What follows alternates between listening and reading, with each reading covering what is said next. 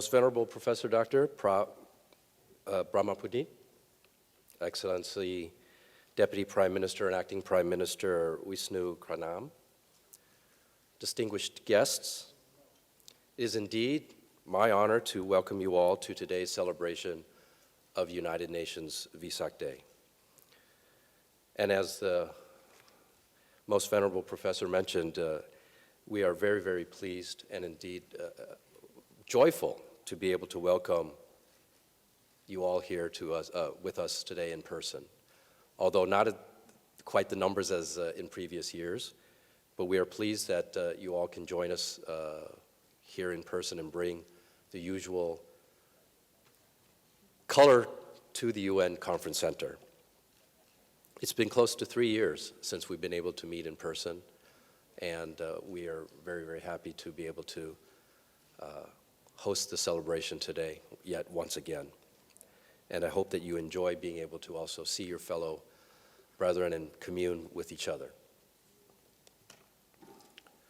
So without any further ado, it is actually my pleasure now to introduce the video messages by both the United Nations Secretary General Antonio Guterres and the Executive Secretary of ESCAP, Ms. Armida Alice Chabana.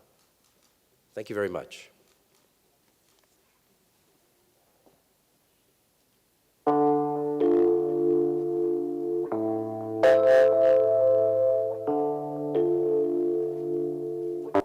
Most Venerable Professor Dr.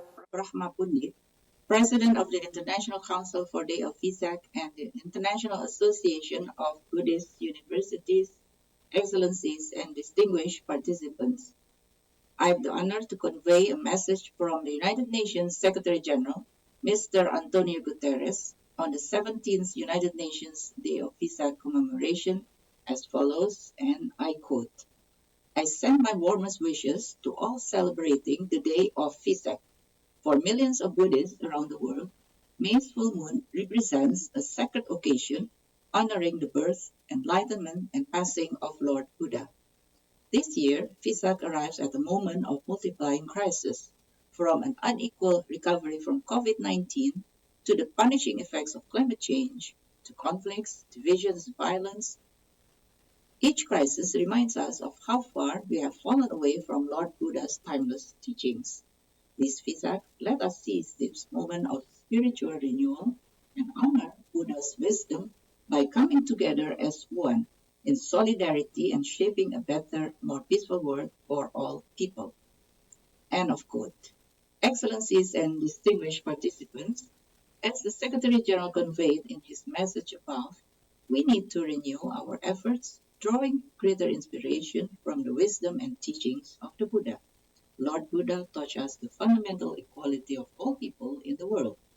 He also taught us the true value of love, sympathy, giving, generosity, tolerance, resilience, and mutual respect. They are the cornerstone of the future we want, of shared and sustainable prosperity. These core values of Buddha can be enshrined in our efforts to realize the 2030 Agenda for Sustainable Development, to eradicate extreme poverty and hunger, to educate, to empower, to protect, to share, and to cooperate. We need to enforce these values every day. We need to take a more enlightened approach by strengthening cooperation and solidarity, pursuing greater inclusion and sustainability as pillars of the future development pathway. Specifically, the virtues of compassion, loving, kindness, and mutual respect, among others, can be reinforced in our policy making in a post-pandemic era, ensuring greater and fairer support to those who are in vulnerable situations, those who are less privileged in societies, and those who are in desperate need.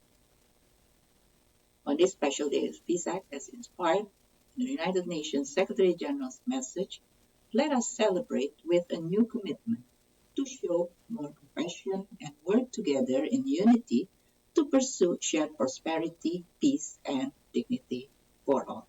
Thank you very much.